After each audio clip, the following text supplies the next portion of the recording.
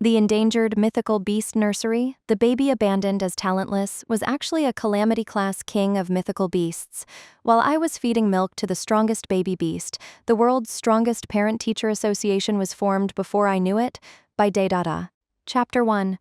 Encounter with Yuki. Part 1. The air was thick with the heavy, stagnant scent of lingering magic and the cheap, stinging smell of disinfectant. This was the Royal Mythical Beast Breeding Facility, Special Cage 0. This was supposed to be the most prestigious place in the country where National Treasure-class mythical beasts were kept, but to me, it looked like nothing more than a graveyard of knowledge. Hey, rookie. Are you listening to me? I told you to dispose of that trash. A voice like a cracked bell rang out unpleasantly from behind me. I did not even have to look to know who it was.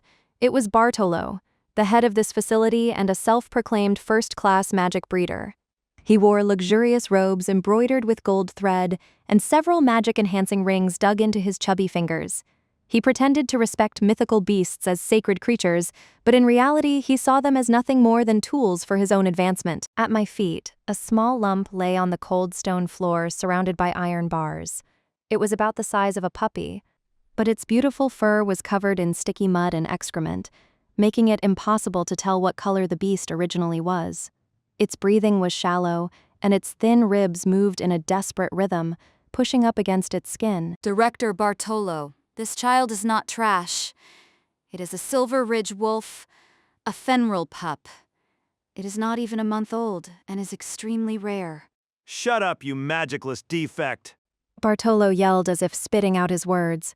The oppressive magic released from his feet grazed my cheek and gouged the wall. In this world, magic is everything. Raising mythical beasts, using them. Everything is done through synchronization and dominance through magic. Those without magic are not recognized as breeders, no matter how much knowledge they possess. I remained here as a mere chore worker, labeled as magicless. A Fenrir pup? Do not make me laugh. A Fenrir is a mass of magic that drops the surrounding temperature to below freezing and emits silver light from the moment it is born. But look at that lump of sludge. The magic stone meter showed 0. A mythical beast without magic is nothing but a lump of meat as a gift for the royal family. It is a defective product. No, it is the same as trash.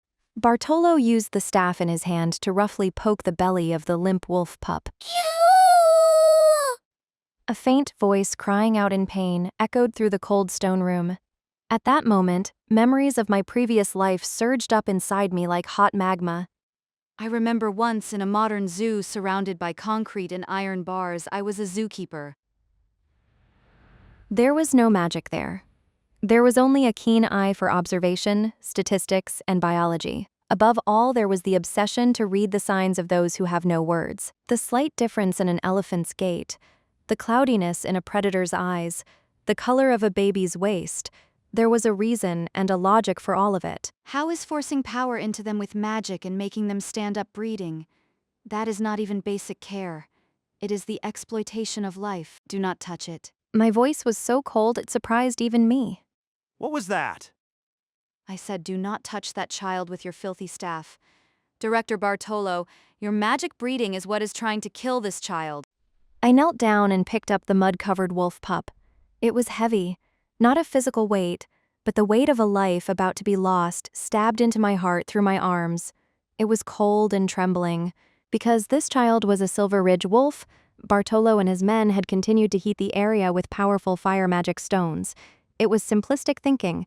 Since a wolf that should emit freezing air was not producing heat, they thought they should warm it from the outside. But my knowledge told me otherwise. Fenrir is a species that brings winter. Their temperature regulation is based on a metabolism that absorbs surrounding heat and converts it into cold within their bodies.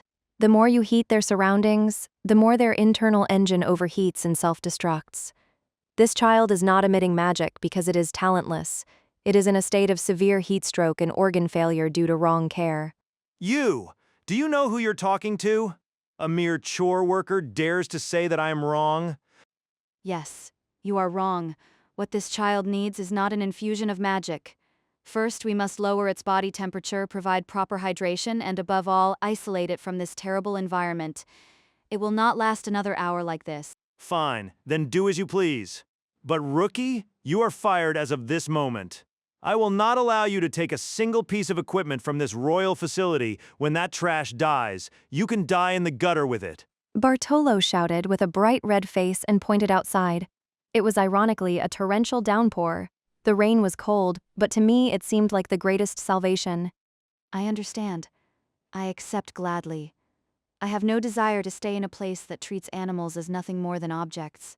Tore the hem of my tattered uniform and wrapped it around the muddy wolf pup. Bartolo laughed and ordered the guards to throw me out. The heavy gates of the facility closed with a thud. The cold rain fell relentlessly, obscuring my vision. The lump in my hands no longer moved at all. But I knew. I could feel a tiny, desperate heartbeat against my chest. It is okay. I will definitely save you. I stepped into the rain. I headed for a remote forest, to an old shack left by my grandfather, who was once called an eccentric, a woman abandoned by the country and magic, labeled as incompetent, and one baby beast. Behind me, the arrogant towers of the facility were illuminated by lightning. The people there had not realized yet how much power this tiny life held, and they did not know what kind of rage the parents would feel toward those who defiled their child. I began to run. I moved carefully along the muddy road, making sure not to warm the tiny life in my arms too much with my own body heat. The rain grew heavier, stabbing at my thin body, but my heart was strangely calm. It was like that night at the zoo in my previous life when I assisted with a difficult lion birth. It was like when I spent all night feeding a weak penguin chick with a dropper. Watch me, Bartolo, even without magic. Life can shine. I will prove it to you. The shadows of the person and the beast disappeared into the darkness. It was the quiet, muddy beginning of a nursery that would later be called the world's strongest sanctuary.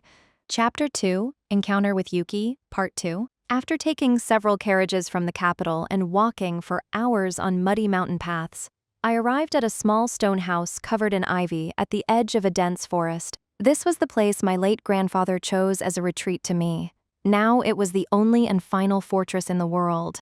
I made it. I breathed heavily as I opened the old lock and slipped inside. The air was dusty, but I had no time to clean.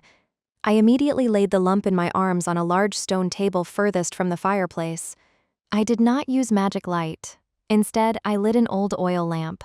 The flickering orange light revealed the mud-covered wolf pup.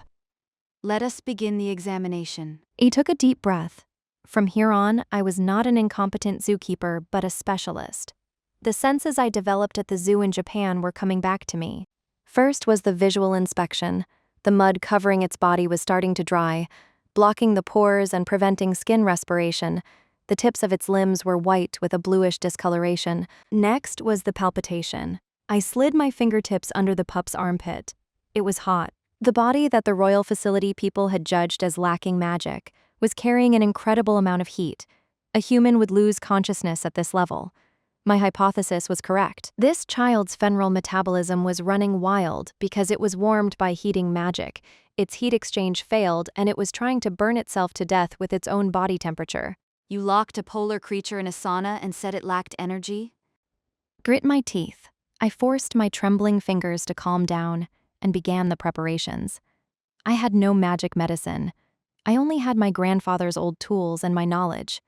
First was cooling and cleaning, but I did not just splash ice water on it. Sudden temperature changes are too hard on the heart.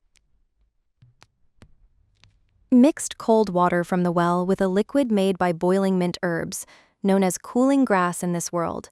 I adjusted it to just below body temperature and soaked a clean cloth to soften the mud. It does not hurt. I will make you feel better soon. Little by little, I carefully peeled away the excrement and mud. Magic could have cleaned it in an instant, but I would have missed the subtle changes in the skin. Where it felt pain and where there was swelling were the most accurate charts I could receive through my fingertips. I spent 2 hours focused entirely on removing the mud. Eventually, a beautiful, almost pure white silver fur appeared from under the filth. The fur was fine and soft, reflecting the lamplight like scattered stardust. So beautiful. You really are the best Fenrir. But I had no time for sentiment. Once the mud was gone, a violent trembling began. The body was not being chilled. It was a sign that metabolic functions were starting to work properly and consuming magic intensely. Next was energy supplementation in this world. It is common to give baby mythical beasts high-concentration magic liquid, but for this child with a weakened digestive system, that would burn the stomach walls. In my previous life, we would use oral rehydration solution. In the kitchen, I dissolved a tiny amount of rock salt and a bit of honey in warm water. I added a single drop of juice from a crushed manna berry I gathered in the mountains. This was not for nutrition, but as a switch for the body to recognize this as its own fuel. I used my finger to drip the liquid into the pup's mouth. Please, drink. I believe in your power to live. The pup's lips were dry and cracked. At first, there was no reaction, but after a few drops, the mouth moved slightly. Then, a small pink tongue weakly licked my finger. I heard the sound of swallowing at that moment. I felt a spark through my spine. It was the feeling of a life that was on the brink of death stepping back into this world. Once it started drinking, its instincts woke up, and it began to suck on my finger.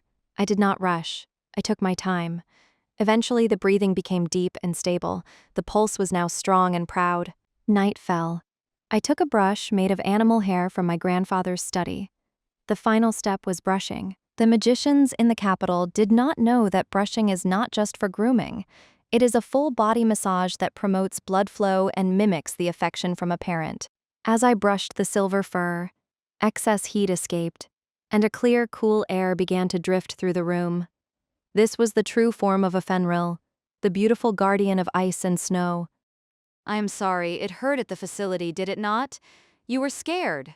I almost cried. This was a warmth I could never have known through the acrylic and magic barriers of the facility. Breeding that dominates through magic has no value. The body temperature told me, thank you. Suddenly, the pup opened its eyes. They were beautiful blue eyes like clear ice. The pup pushed back against my palm with its weak legs and let out a small cry. It was not a weak sound. It was a declaration of life. I slumped over the table and let out a long sigh as the tension broke. I was exhausted but satisfied. It was the same satisfaction I felt at the zoo after seeing a recovered animal's sleeping face. The rain outside sounded like a lullaby. I lay down on a blanket next to the pup. Sleep well, little one. From tomorrow, this is your home. I fell into a deep sleep, knowing that tomorrow would be even harder. But I believed in the power of this life. Chapter 3. Yuki's mom visits the nursery. In my deep sleep, I was dreaming of the zoo, but the dream was shattered by a sudden vibration.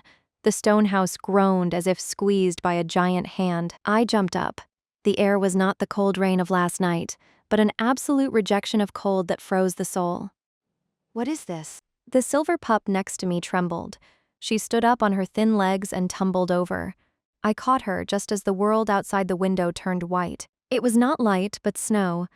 Last night's rain had turned into a blizzard in an instant. It was a blizzard with a will of its own surrounding the house. There was another tremor. This time, right outside the front door. My instincts screamed in fear. I held the pup and slowly faced the door. The old wood was bulging from pressure from the outside. I recognized this feeling. The air was becoming dense and my lungs felt frozen. This was not magic. It was the power to rewrite the laws of the world. Is it your mother? The pup in my arms gave a high-pitched cry. It was a voice calling for a familiar warmth. I stepped toward the door and unlatched it. A blast of snow blew in as I opened it. Then I saw it. I was lost for words. There was a mountain before me. It was a giant wolf with silver fur billowing like waves, draped in the blizzard itself. Its back was so high it seemed to pierce the clouds. Its emerald eyes were each as large as a window, holding a divine glow of eternity and a bottomless rage. It was the legendary mythical beast, the great Fenrir. A single swing of its claws could destroy this mountain. The mother wolf's gaze fixed on the pup in my arms. The temperature dropped further. It was divine anger. The anger of a goddess whose child had been treated cruelly by humans. A growl like a landslide came from her throat. I thought I was going to be killed. But then, the pup in my arms moved. She leaned out toward her mother and cried out with joy. The mother wolf stopped. Her emerald eyes shook with shock. With her intelligence, she understood that the tiny human before her was the one who saved her child from death and cleaned the mud from her fur. The blizzard subsided. The mother wolf slowly lay down on the ground. She brought her massive nose close to me. My zookeeper instinct told me that showing my back now would be an insult. The mother wolf poked her pup gently with her nose. The pup nuzzled back. It was a scene of deep parent and child love. The mother wolf looked at me with a sense of gratitude that echoed in my brain. But there was also sadness in her eyes. I noticed deep wounds on her legs. The cold she emitted was unstable. It has been hard, has it not, being all alone? I realized she could not rest. She had to work constantly to maintain the winter and balance the world's heat. As an endangered species, she was raising her child alone while carrying the weight of the world. The mother wolf narrowed her eyes. She used her giant claw to place a smooth stone slab at my feet. She pressed her paw onto the stone, leaving a mark. It was a contract. She could not speak, but she was asking me to take care of her child because she had to leave. She spat out a massive glowing crystal next to the stone. It was a magic stone worth more than a country. It was her tuition fee. Do you want to use this as a contact book for when you pick her up? The mother wolf let out a short howl in agreement. I hugged the stone slab. It was heavy with responsibility, but I felt no despair. I understand. Leave it to me. I will raise this child to be healthy and strong even if it costs me my life. You can focus on your work. I took a piece of charcoal and wrote on the stone. I wrote that the child was admitted and had plenty of milk today. The mother wolf looked at the words and licked her child's head one last time. A violent wind blew, and when I opened my eyes, the giant wolf was gone. A silver light flew into the clouds. Well, little one, I think I will call you Yuki. It is going to be busy from now on. In the quiet forest, I felt the start of a new daily life. The woman discarded for having no magic was now looking after the child of a guardian god. I traced the paw print on the stone, finding it to be a reliable sign of trust. Chapter 4. The Birth of the Mythical Beast Nursery. The forest was incredibly quiet after the mother wolf left. Soft sunlight filtered through the clouds, making the wet green leaves sparkle. But the scene before me was anything but peaceful. Yuki, that is not food. Wait, that is my grandfather's keepsake grimoire. The silver fur ball was bouncing around energetically. It seemed her original life force, capable of destroying the world, had awakened now that her metabolism was stable. Frost formed every time she kicked the floor, and a single happy sneeze completely froze the water jar in the kitchen. This was the true form of the child Bartolo had labeled as talentless. Her power was so immense it could not be measured by their magic tools. Just as a deep ocean looks bottomless to a shallow ruler, I managed to take the precious book from Yuki's mouth and sighed deeply. I looked at the massive magic stone lying casually by the entrance. It bathed the inside of the house in rainbow colors. What should I do with this? In my previous life, this would be like being handed a national budget's worth of diamonds as a nursery admission fee. If I took this to town, I would be robbed or arrested for treason. Then, an idea came to me beyond its monetary value. The pure ice magic in this stone had a use. Yuki, come here. Place the magic stone in the corner of the basket Yuki used as a bed. She happily rubbed her body against it. The cold leaking from the stone perfectly assisted her temperature regulation. This was the essence of my ecological breeding method, providing an environment rather than just using magic.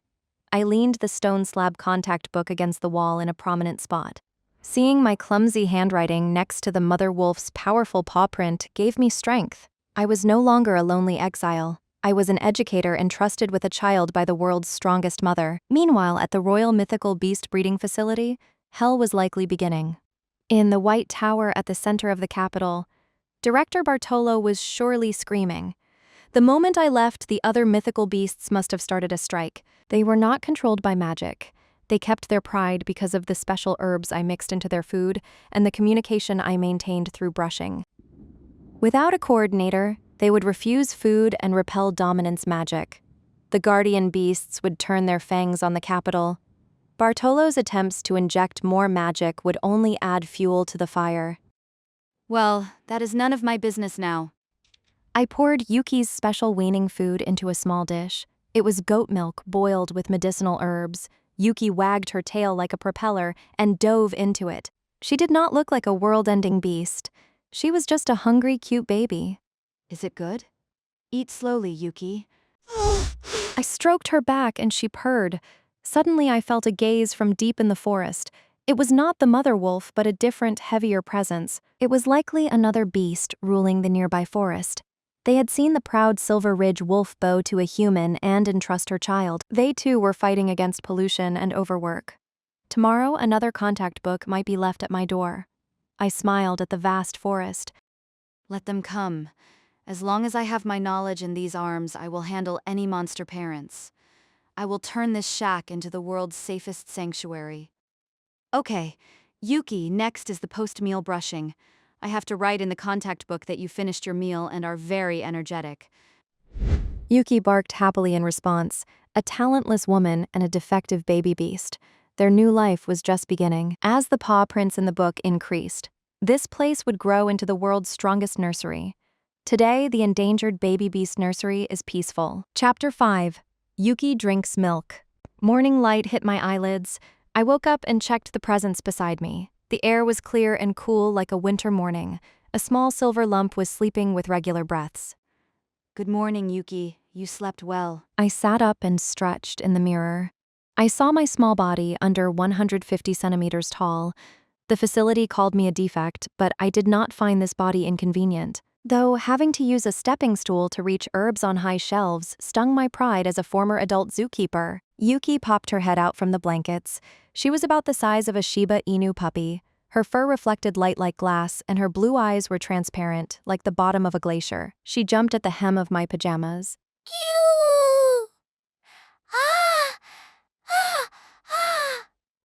Yuki, no. These are my important pajamas. Yuki began to playfully bite my calf. As a divine beast, her teeth could crush iron, but this was just a sign she wanted to play. The feeling of her damp gums through the cloth was unmistakable. As a professional, I should not allow this behavior, but seeing her so energetic after being near death made it hard to be strict. All right, I will get your milk. Just wait. I went to the kitchen in my previous life. There was no magic, only hygiene and nutrition. I climbed the stool and took down goat milk and dried herbs. These herbs were treated as weeds here, but they contained ingredients to balance gut bacteria and boost immunity. I lit the stove with a flint. I poured the milk into a pot and warmed it slowly. I used a handmade alcohol thermometer instead of magical intuition. 38.5 degrees for a Fenrir pup. This temperature, slightly lower than a mother's, is best for digestion. The magic stone in the corner kept the room cool. This was important. Baby Fenrils hate excessive external heat, but cold milk causes diarrhea. I moved the milk to a clean bottle. It contained the strongest weaning food based on scientific evidence. Here you go, Yuki. Yuki wagged her tail so hard her whole body shook. I sat on the floor and pulled her into my lap.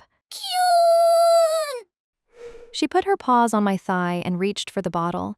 A desperate sucking sound filled the quiet room. Yuki held the bottle with both paws. Her soft claws touched my hand.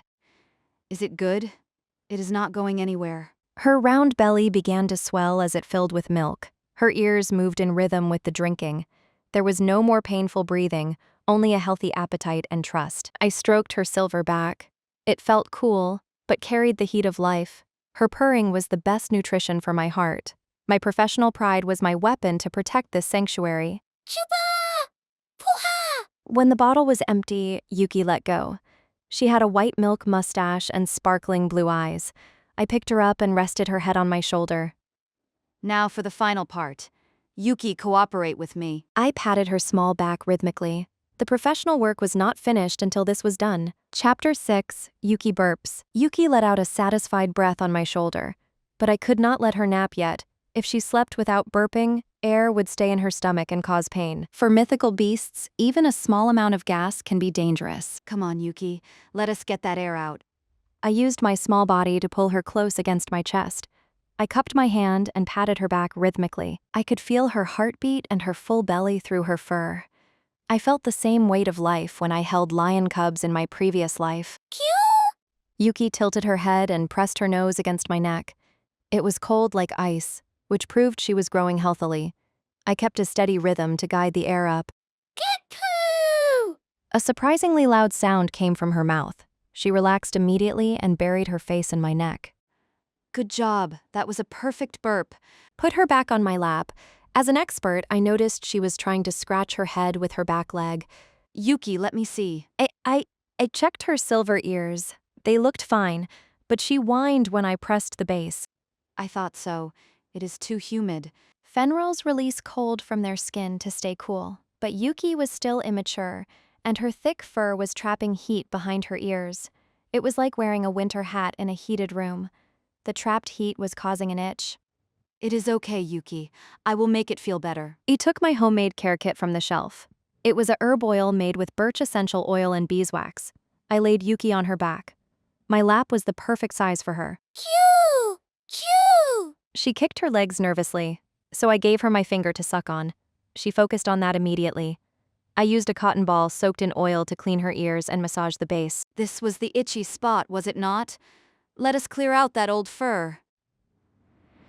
As the heat was released, a faint white mist rose from her ears.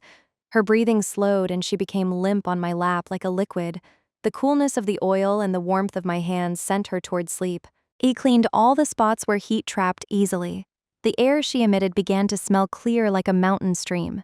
This was the sign of a healthy Fenrir. A cotton ball and a finger worked better than a magic potion. I felt a sense of achievement. I saw a calm presence watching from the trees outside. The mother wolf was watching. I did not look out but kissed Yuki's forehead. Sleep well, Yuki. I will tell your mama you were perfect today. The smell of oil and Yuki's cool temperature filled the room. The morning at the nursery passed with a quiet, miraculous density. Chapter 7. Propeller Tail Yuki. Yuki had become like a liquid during her ear cleaning and massage, but once she woke up from her nap and the itching was gone, her pent-up energy exploded. The stamina of a Fenrir baby is incomparable to a human child or a puppy. After all, she is a divine beast destined to run across the world delivering winter. Once her engine starts, she possesses enough hidden power to destroy a small house in an instant. Yoo! What fun! Yuki leapt from the bedding and began running around me like a bullet. Her silver fur stood on end and she whirled her short tail like a propeller. A thin layer of frost formed on the floor wherever she passed, and the room temperature dropped rapidly. Hey, Yuki! I told you the space under the desk is off limits. I moved my small body less than 150 centimeters tall, desperately trying to chase after her, but as a professional zookeeper, I was not just playing tag. In technical terms, this is environmental enrichment. It is a crucial task designed to prevent boredom in captive animals and provide mental and physical stimulation similar to the wild. I pulled out a special rope made by tying several layers of old sheets together. Inside, I had sewn in a few fragments of ice crystal stones that Yuki loves. It was a one-of-a-kind educational toy that made a crisp, cold clinking sound whenever it was shaken. Look, Yuki over here. I trailed the rope along the floor, moving it irregularly like a snake. Yuki's blue eyes narrowed sharply in an instant. It was proof that her hunting instinct had been switched on. She took a low stance, wiggling her hips to time her move. And then, Chua! a streak of silver light flashed. Yuki spun in midair and perfectly caught the end of the rope. She immediately began pulling with strength unimaginable for her small body. No way, such power. Braced myself, but my light body was dragged across the floor.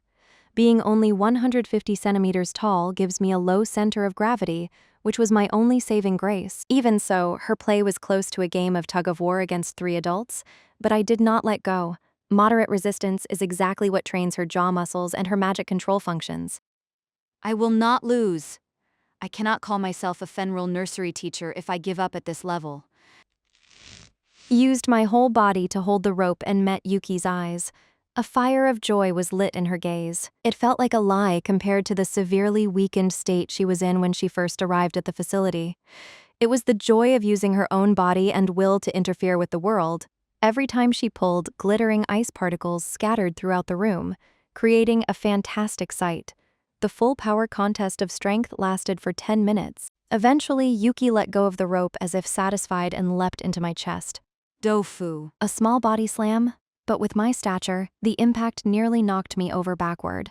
I sat on the floor and hugged the silver lump tightly. Yuki's small tongue licked my cheek repeatedly as she panted. All right, I win. No, it is Yuki's victory. You have really grown strong. Her body had become slightly colder due to the exercise. It was proof that heat dissipation was functioning normally. I leaned against the wall and caught my breath while holding her. Looking out the window, the sky had begun to turn a burning vermilion. Well, after a good workout, it is time for the best part. I stood up, patting my legs as the muscle aches began, and headed to the kitchen. Evening nursing time. I prepared milk with a slightly richer formula, including ingredients to help her sleep through the night. When I returned with the bottle, Yuki was already waiting at my usual spot on the floor cushion, her front paws neatly tucked together. Her good manners were incredibly endearing. Sorry to keep you waiting here. Drink slowly. I sat on the floor and tucked Yuki into the space between my knees. My lap was a dedicated seat that fit her perfectly. When I offered the bottle, she grabbed it tightly with her small front paws as if she had been waiting for this exact moment. Chupa, chupa, chupa. The moist, adorable sound echoed again in the quiet twilight room. Yuki sucked up the milk even more intensely than she had this morning. Occasionally, she made small sounds through her nose as her grip grew stronger. Yuki, you do not have to rush so much. The milk is not going anywhere. I smiled, checking the regular movement of her throat with my fingertips. This chupa chupa sound stabilized my heart more than any expensive healing music ever could. Her survival instinct reached me through my fingers. It reminded me of the nights at the zoo when I raised a baby Sero abandoned by its parents. Back then, I also relied on the sound of drinking to connect a life in the darkness. Chupa, chupa, puha. The bottle became empty, and Yuki released her mouth with a satisfied look. She rubbed her nose, white with milk, against my clothes. Hey, do not wipe it there now. It is time for the final greeting before night falls. E picked Yuki up and placed her on my shoulder again. It felt as though her weight had increased slightly since morning. I patted her back gently. Gip poo. In the silence of the dusk, a cute but proud sound of released air echoed. It sounded like a signal marking the successful end of the day, and I stroked Yuki's head repeatedly. Perfect, Yuki. I can write down that you got a score of 100 again. Yuki buried her face in my shoulder, already halfway to dreamland. I lit the lamp in the quiet room. It was almost time for the true guardian of the night to arrive. E picked up the stone slab contact book and began to carefully carve the record of her hard work for the day. Chapter 8, Yuki and the Overnight Guest. Deep night wrapped around the remote forest. The lamp was turned off, and moonlight drew pale blue patterns on the stone floor. Yuki was curled up next to me in a deep sleep. Her fur, which had regained its silver brilliance after her care, seemed to glow faintly as it absorbed the moonlight. Occasionally, she made a small sound in her sleep and moved her front paws as if searching for my fingers. Seeing her so innocent filled me with a desperate affection deeper than anything I felt as a zookeeper. Well, I have to finish writing this before her mother arrives. E used a stool to sit at the desk by the window. I had the stone slab contact book left by the mother wolf. I gripped the charcoal stylus and carefully wrote down Yuki's day as if recording a monologue. Today's record, Yuki-chan, breakfast, 200 milliliters of special milk. Her sucking strength is significantly stronger than yesterday. Health status, confirmed humidity behind the ears due to the shedding period. Performed an oil massage and cleaning. She became quite liquid-like and seemed to enjoy it. Play, 15 minutes of rope play. Growth in the agility and muscle strength characteristic of a Fenrir can be seen. She has enough power to drag me along. Special notes, post-meal burp, a perfect score of 100. She had a smug look on her face after doing it. When I finished writing, I stopped and looked out the window. It was incredibly quiet outside. I could not even hear the wind, but my zookeeper instincts sensed a slight change in the density of the atmosphere. She is here. The window glass made a faint cracking sound as it frosted over. A bluish, divine wave of cold leaked through the gaps in the curtains. I stood up quietly and opened the window. The mountain-like figure from the previous night was there. The Silver Ridge wolf, Fenrir, the peak of mythical beasts ruling the winter. A guardian deity draped in stardust, she lay silently before my house. Her emerald eyes looked straight through the open window at the sleeping Yuki. Everywhere she moved, plants instantly froze into beautiful ice sculptures. She was an entity of calamity or a natural disaster that even a national army could not defeat. But I could see it now. In the depths of those giant eyes lay a painful solitude and a desperate love for a child she was not even allowed to hold. Good evening. Thank you for your hard work today. I stretched my small body as much as I could and held the stone slab before the mother wolf. She brought her nose close with incredible silence. Her breath ruffled my hair, and a piercing chill passed by. Strangely, I did not feel cold because there was clear respect in that presence. The mother wolf moved her gaze slowly, as if following every word I had written. I wondered if she could read, or if she was reading the meaning from the remnants of my memories. When she reached the part about Yuki becoming liquid, her throat made a small, growling sound. It sounded like a smile or a sign of relief. Eventually, she closed her eyes in satisfaction and clumsily raised her front paw. She pressed her paw pad into the empty space of the stone slab, a bit more carefully than the day before. A firm press. It was a stamp of confirmation that she had read it, and a signature in place of a thank you. Yuki was a very good girl. Earlier, she was looking at the sky as if searching for you. When I said that, the mother wolf looked down sadly for a moment. She had to keep maintaining the world's winter. If she stopped, the Earth's heat would run wild and burn away all life. Because of that heavy responsibility, she could not stay by her child's side for even an hour. The mother wolf looked at the sleeping Yuki through the window one last time, and then looked up. She pulled a single silver hair from her neck with her mouth and placed it softly at my feet. It was a treasure containing the true protection of a Fenrir, something a human could not see in a lifetime. They say just having this one hair can maintain spring-like warmth in the coldest lands and repel any curse. It seemed she intended to leave another outrageous tuition fee. I do not need something so amazing, but I will use it for Yuki's sake. When I picked up the silver hair, the mother wolf gave a short bark of trust. Then she wrapped herself in a storm and soared into the pre-dawn sky. A silver flash split the clouds and disappeared into the north. I closed the window and hugged the stone slab. It still held the mother's body temperature, an extreme cold that stimulated my fingertips comfortably. I wonder if her paw print was trying to tell me to add a massage to tomorrow's menu? I traced the new footprint on the stone. This was a nursery for a director under 150 centimeters and the world's strongest parent and child. All that was there was a paw print stamp on a stone tablet. I have to work hard with Yuki again tomorrow. I crawled in next to Yuki and gently stroked her silver ear. In her dreams, Yuki hugged my arm tightly and moved her mouth happily. The night in the remote lands deepened. I fell into a deep sleep, looking forward to the adorable sound of her drinking in the morning. Chapter 9. Encounter with Lou. Part 1. Afternoon sunlight drew warm patterns on the stone floor. On my lap, the silver furball Yuki was curled up like a liquid. You look so comfortable, Yuki. I curled my small body, often mistaken for a young girl, and focused on doting on the beloved child on my lap. My fingertips stroked the soft fur behind her ear. Yuki made a sweet sound like silver bells and hugged my finger with her small front paws. She began to suck on my index finger intensely. To me, who faced the fangs of wild beasts in my past life, this was an irreplaceable reward. The Fenrir, a guardian deity who can freeze mountains with a howl. But on my lap, she was just a spoiled baby. She buried her face in my chest, making no effort to hide her possessiveness. Yuki, I am not going anywhere even if you do not suck so hard. When I spoke, Yuki let go of my finger and looked up with wet eyes. Her gaze held a fierce possessiveness that said I was her mama and I must not look anywhere else. For wild animals, monopolizing a parent is a survival instinct. I stroked her head gently, as if handling something fragile. It was then that the atmosphere shook, cutting through the quiet sounds of her drinking.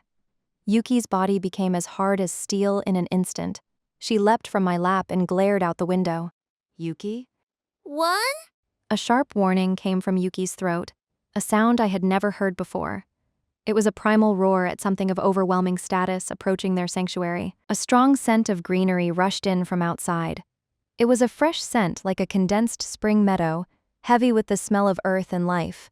The trees swayed as if making a path. The master appeared. It was huge.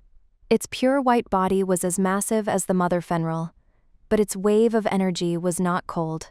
It was a soft heat that nurtured life. The leaf-ear rabbit. Its long ears were a vibrant green, looking like a collection of real leaves. Where they hop, the soil becomes fertile, and where they walk, flowers bloom on dead trees. How beautiful. My wonder was quickly replaced by professional concern. The parent rabbit lay down quietly before the house to show she had no intention to attack. She did not speak, but her eyes were full of grief and prayer. With a trembling front paw, she placed something she had been holding in her mouth at my doorstep. It was a tiny, tiny furball. This is... He ignored Yuki pulling on my hem and knelt down to look at the baby. A leaf-ear rabbit baby. Its ears should have a lush green glow, but this child's ears were brown and curled like dead autumn leaves. Its white fur was dull, and its breathing was shallow and weak. The parent rabbit made a pained sound and pushed her child toward me with her nose. The gesture spoke louder than magic. It was a plea for help to bring the child back to the green world. I looked into the parent rabbit's eyes. She could not save her own child while fulfilling her role of protecting the world's fertility. The power of those who rule over nature is too massive to repair such delicate flaws in a baby. I touched her forehead gently with my hand. Leave it to me. I have received your wish. The parent rabbit gave a long sigh of relief and lay down in the shade of the garden. It was the ultimate trust across species. The name Lou popped into my head. I picked up the fading newcomer with trembling hands. He was light. His body, which had lost its moisture and magic, felt like an empty shell. Yuki, I am not sorry. Please help me save this child. Yuki made a small sound. She was not convinced.